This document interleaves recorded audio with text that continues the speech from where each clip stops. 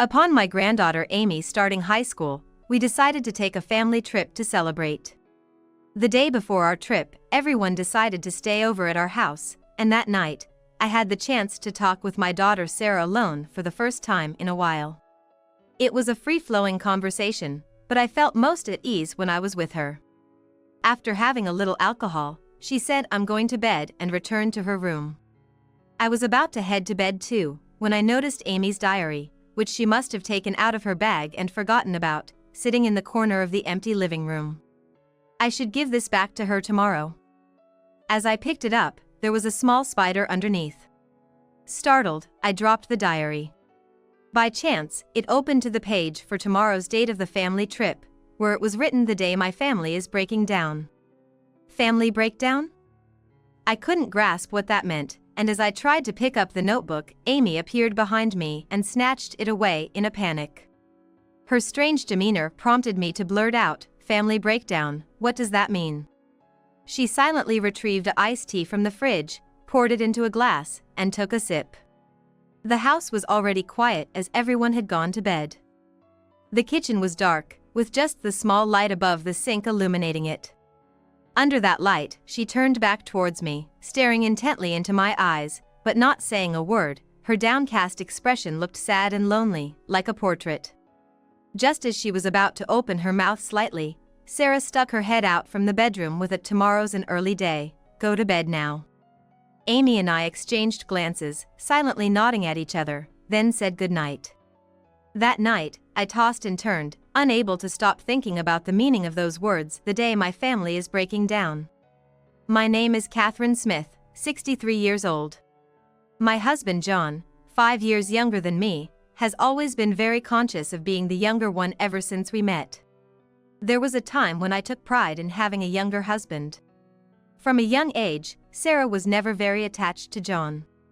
He also didn't seem too interested in his own daughter, spending his weekends holed up in his room, engrossed in his model kit hobby. I felt sorry for Sarah, so I tried my best to interact with her as much as I could. During meals, I'd sometimes catch Sarah glancing over at John. Her gaze clearly had disdain, but also a hint of wanting something, like some kind of expectation. I think deep down, Sarah wanted to play with her father. But she couldn't express that well. That's what I realized later on. From my 30s onward, it felt like my life was consumed by work. By the time Sarah became an adult, I was mentally drained and ended up retiring. I don't think I was very attentive when Sarah was little. When we first married, my younger husband's income was unstable, and I desperately wanted money so Sarah could live comfortably. I was convinced that money would make Sarah happy. That's really what I believed back then. John was the type of a person to prioritize his hobbies over Sarah. Apparently not liking the sight of her dad always gaming, Sarah had been cold towards him since her teenage years. There were so many arguments with her calling him out for just sitting around playing games like a child, while he completely lacked any sense of crisis. But my husband's excuse was always, "I work for this family. What's wrong with enjoying myself at home?" As much as his constant gaming bothered me, my feelings never seemed to get through to him. After Sarah got married and moved out, I felt so alone in that house. Sitting alone in the living room, aimlessly watching TV, I couldn't help but feel the urge to call Sarah. "Hey, Sarah? You doing okay?" "I'm fine. If you don't have anything important, don't call me." Whenever I called Sarah, I always got a cold response. After hanging up, I couldn't shake off the self-loathing, thinking maybe Sarah was cold towards me because I made her feel lonely since she was young.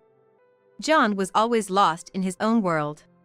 He took up diorama making after his model kits and gaming, turning his room into a world of its own. Gradually, I stopped expecting anything from John. I stopped asking him to go out with me or to take me shopping. Then, John, like a fish to water, immersed himself in his hobbies, and we stopped having any real conversations at home. But every month, his hard-earned salary was deposited into our account, and he would compliment the meals I cooked. I was at a loss for words to express the discontent bubbling inside me and had no one to confide in. That's probably why I became so dependent on Sarah, who must have had her grievances with John too. After getting married, Sarah lived in a condo within biking distance. She married a man named Steve, and the following year, my granddaughter Amy was born. I expected Sarah to come back home once Amy was born, but she never did. Neither she nor Steve relied on his parents. Instead, both took parental leave simultaneously. Considering both worked full-time and devoted themselves to childcare, I frequently called, worried. Sarah seldom answered my calls. When she finally did, I'd ask, "Are you okay?" "Yeah, sort of." Sarah's tone was flat, devoid of inflection. I had hoped Sarah would reach out, saying she was tired and needed help, but she never did. Why won't she rely on me? After hanging up, standing alone in the living room, I felt an overwhelming sense of loneliness. This continued until Amy turned 3, when everything changed abruptly. Steve had already returned to work, but now it was Sarah's turn to resume her job, so she asked me to take care of Amy, including kindergarten drop-offs and pickups, until she returned home. At the time, I was working as a cashier at a local supermarket, but I quit to take care of Amy's needs. Ever since she was little, Amy had a habit of fixating her large eyes and staring intently into others' eyes. An insightful gaze, as if trying to read the other person's feelings. Walking home from kindergarten with Amy, she suddenly started to cry silently without saying a word. "What's wrong? Why are you crying?" Amy just pursed her lips and shook her head slightly, wiping away her tears. Holding my hand tightly, the young Amy seemed to be seeking comfort. "What's the matter? Are you hurt? Did something happen at kindergarten?" It had only been 3 days since Amy started attending kindergarten. With her eyes still reddened, Amy continued to stare at me. "Why? Why won't you tell me anything?" On the way home, we took a detour and strolled hand in hand. Sitting on a bench in the nearby large park, we felt the warm breeze of April on our skin. The splendidly blooming yellow mimosa nearby had slightly wilted, drooping towards the ground. "I want to eat at Grandma's house." Hearing these softly uttered words, I couldn't help but hug Amy tightly, feeling warmth spreading through my chest. How adorable she is. Amy, quiet and reserved, always preferred reading encyclopedias and books at home over talking much.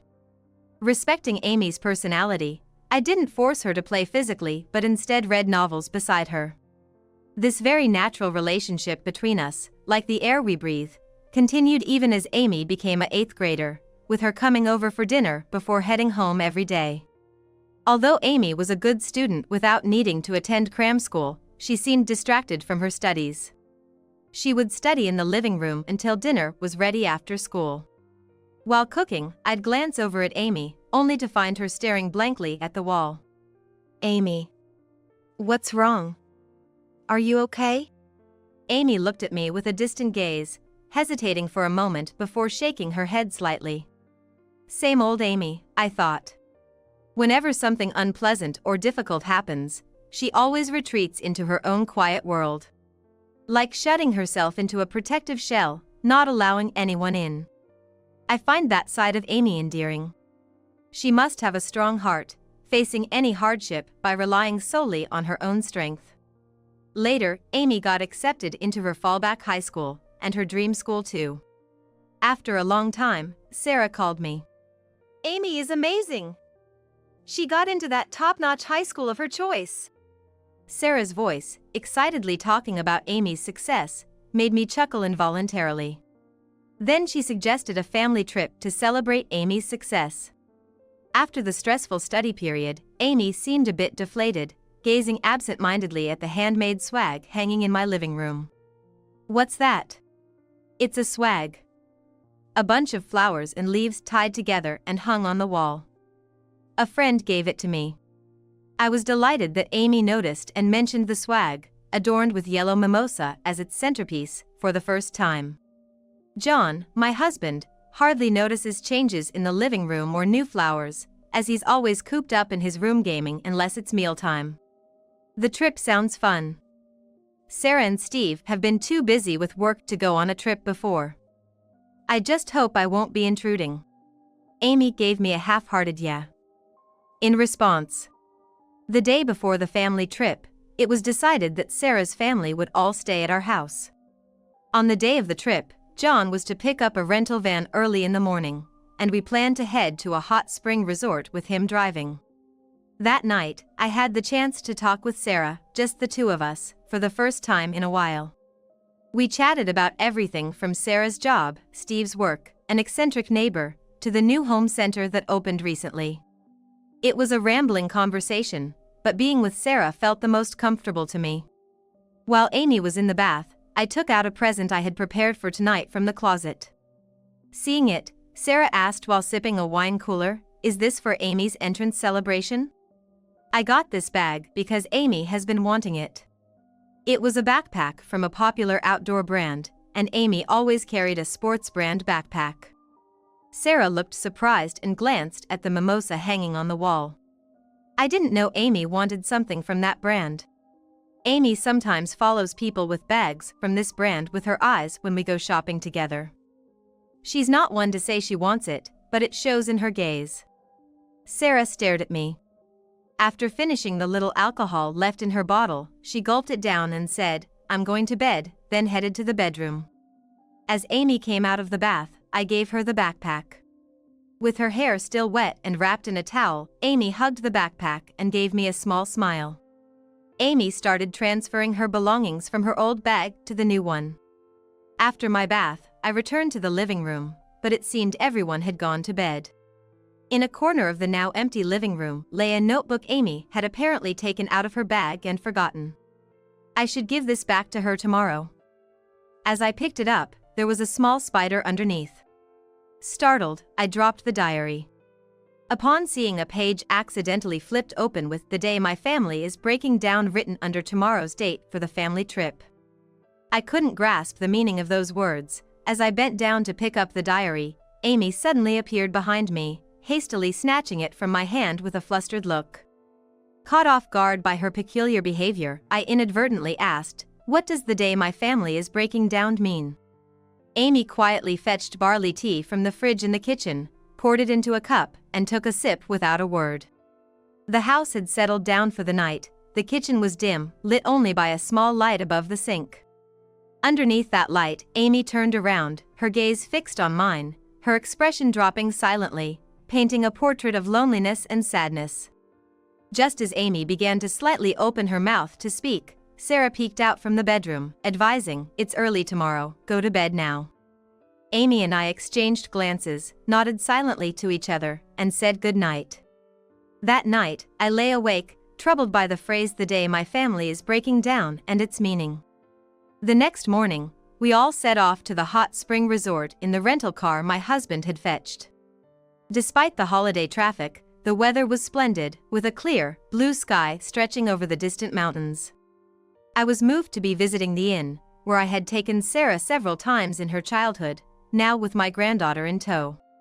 I was relaxing on the chair in the lounge.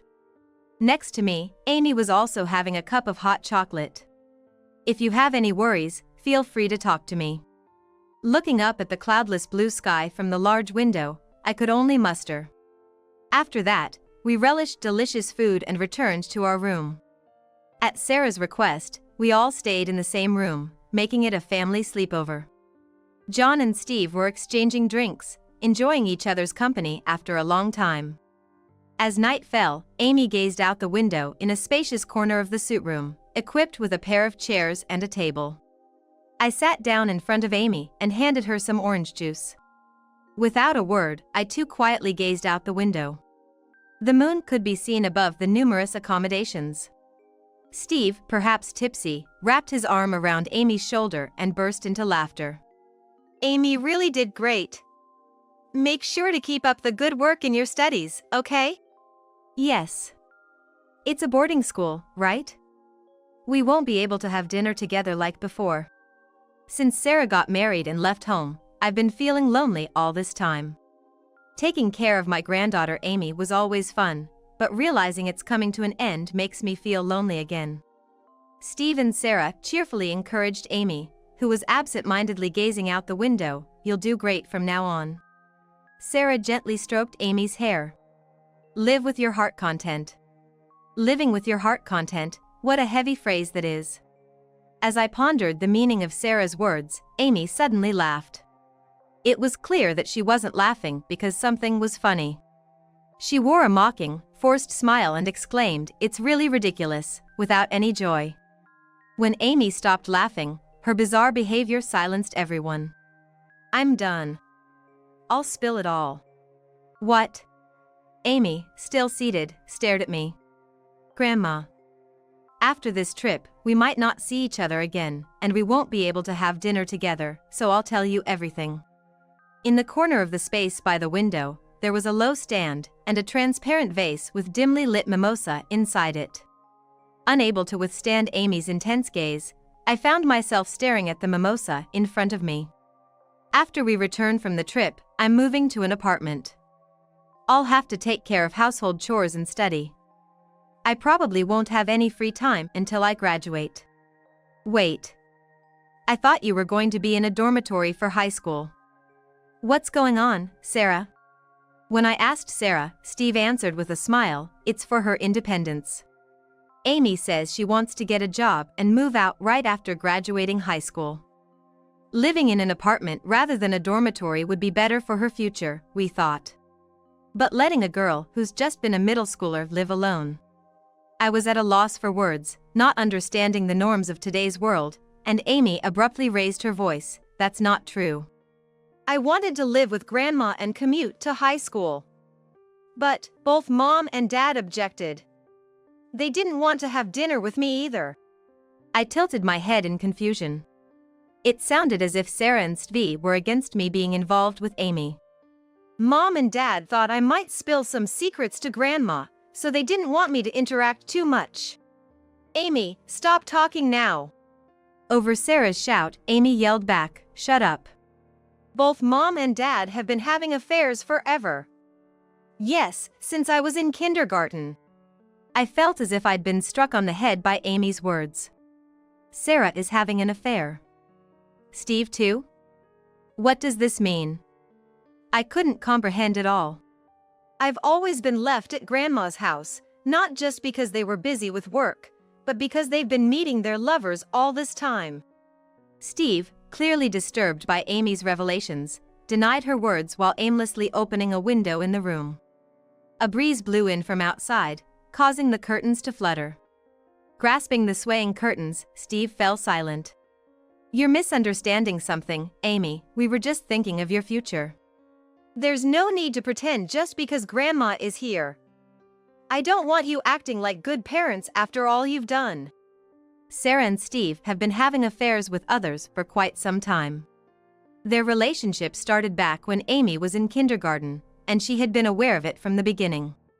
As a child, Amy had a vague sense that her parents were doing something wrong that needed to be kept secret, and she couldn't bring herself to talk to me about it. Sarah never took care of Amy's meals or daily needs. Although Amy could manage school preparations and laundry on her own, she couldn't cook because she wasn't allowed to handle fire. So, having dinner at my house became a daily routine, a habit that continued up to this very moment. Did you know? When I was in elementary school, right next to me, Mom would pretend to have normal conversations while actually talking to her lover on the phone. Didn't she realize her voice changed? Amy had eyes filled with deep resentment. Sarah was speechless, and Steve continued to stare out the window. In Amy's eyes, there was a quiet rage, her brow furrowed deeply, and her lips slightly twisted. "Once I leave home, you two will divorce and remarry someone unknown, right? That's why I'm in the way. Fine by me. I've always been alone. I won't feel lonely now." The occasional ragged breath from the slightly trembling Amy was the only sound dominating the room. The frustration with the harsh reality seemed to be exploding inside Amy. "I've always been alone," Amy said. "I see. I've always been right beside Amy since she was little, but that wasn't enough." Amy, who's always been reticent, must have been deeply hurt and burdened by her parents' affairs from a young age. I was always focused on my own loneliness, oblivious to Amy's deeper solitude and tears. Unaware of this, I was always fixated on my own loneliness. Well, these things are basically the mother's fault. Adultery or not, it's Sarah's fault for leaving her daughter alone. It's your fault for caring too much about how others see us and not agreeing to divorce. Besides, for someone so concerned about appearances, you haven't been promoted either. What a pathetic man. I stood up and called out Sarah and Steve's names. It was unusual for me to raise my voice. My body heated up, and my knees trembled. I choked up and couldn't get the first words out.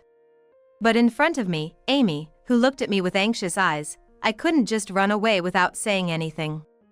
Parents must always put their children first. No matter the situation, children should be the priority. Protecting the family is a parent's duty. Can you even imagine how much Amy was hurt knowing her own parents were having affairs? Can you imagine how sad she was? As I yelled in anger, I realized that I couldn't even imagine it myself. No one here could possibly understand Amy's feelings. If they did, Sarah and Steve wouldn't have continued their actions. Confused by my continuing anger, Sarah and Steve. I gathered my thoughts and spoke up. I can't leave Amy with such selfish parents. I will protect her. Amy will stay with me. There's no need for her to live in an apartment. She can go to high school from my house. Stunned by my declaration, all three of them, but then only Amy began to tear up. As Sarah and Steve silently exchanged looks, I hugged Amy, who cried without making a sound, tightly. Amy, you will become my daughter. From now on, I will always be by your side.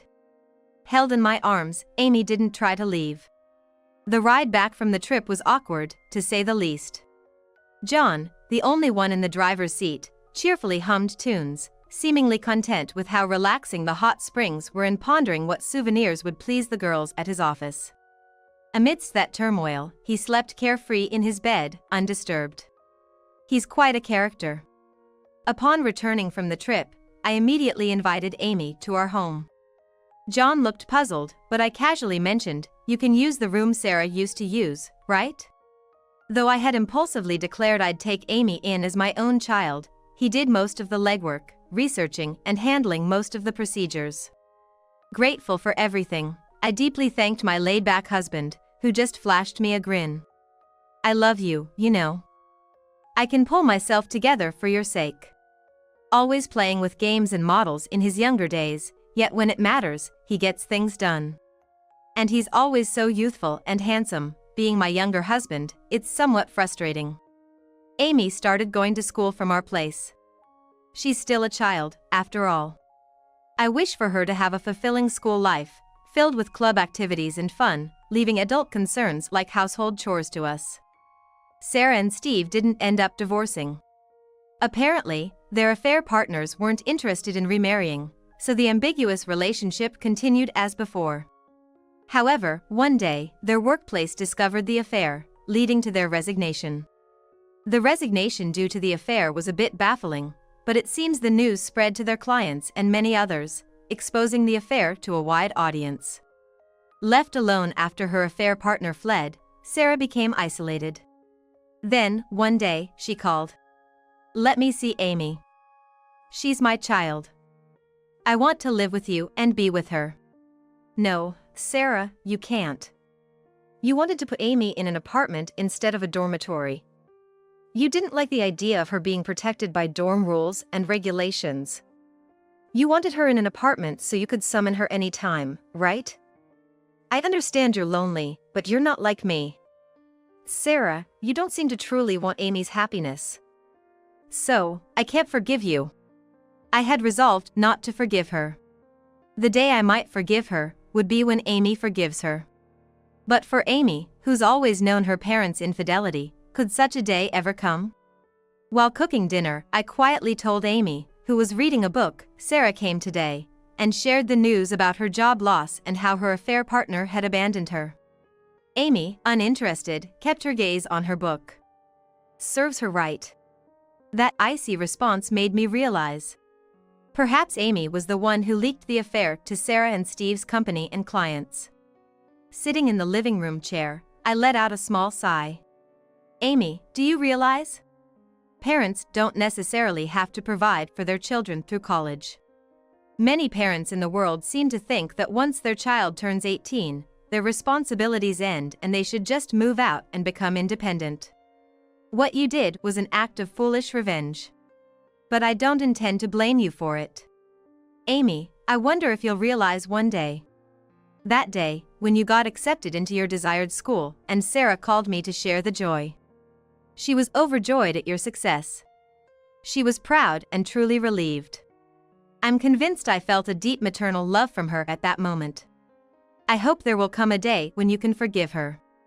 I stopped cooking dinner and spoke to Amy, who was reading a book. My husband will be upstairs building his model kits until I call him down for dinner. Hey, Amy, how about we go out for some burgers? Amy quietly closed her book, looked up at me, and flashed a grin. From now on, I'll make sure this child is happy. Without calling my husband, I went out to eat with just Amy and me. As I fumbled with my shoes at the entrance and wobbled a bit, Amy supported my shoulder. Before I could express my gratitude, Amy murmured something. It was a very soft voice, but it reached my ears clearly. Thank you. I will never forget the gentle smile Amy showed me at that moment for the rest of my life.